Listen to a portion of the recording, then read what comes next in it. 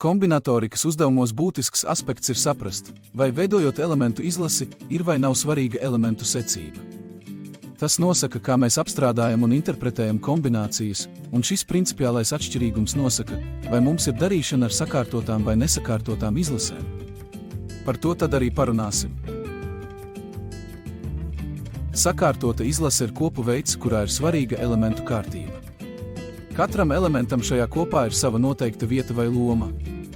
Piemēram, apskatīsim pāri, skolotājs un skolnieks vai ciparu pāri, skaitļa 10 un 1.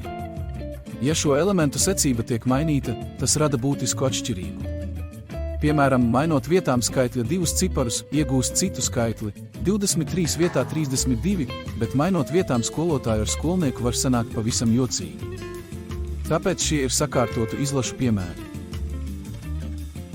Nesakārtota izlase ir kopu veids, kurā elementu secībai nav nozīmes. Šajā gadījumā, mainot vietām 2 elementus, izlase nemainās. Piemēram, ja tiek izvēlēti 2 dežuranti vai jānopērk 2 maizes kukuļi, to savstarpējā kārtība nav svarīga, rezultāts paliek tāds pats. Šī ir būtiska atšķirība no sakārtotām izlasēm, kur secība ir izšķiroša. Interesanti, ka abiem izlašu veidiem var zīmēt koka diagrammu, kas vizuāli palīdz saprast un analizēt visas iespējamas izvēles un to kombinācijas. Koka diagramma sakārtotām izlasēm parādīs visas iespējamas secības, bet nesakārtotām izlasēm tā parādīs visas iespējamas kombinācijas, neņemot vērā secību.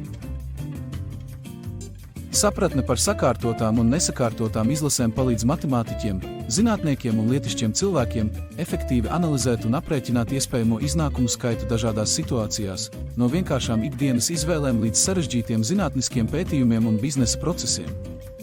Tas arī palīdz izprast, kā dažādas izvēles un to kombinācijas var ietekmēt gala rezultātu vai iznākumu.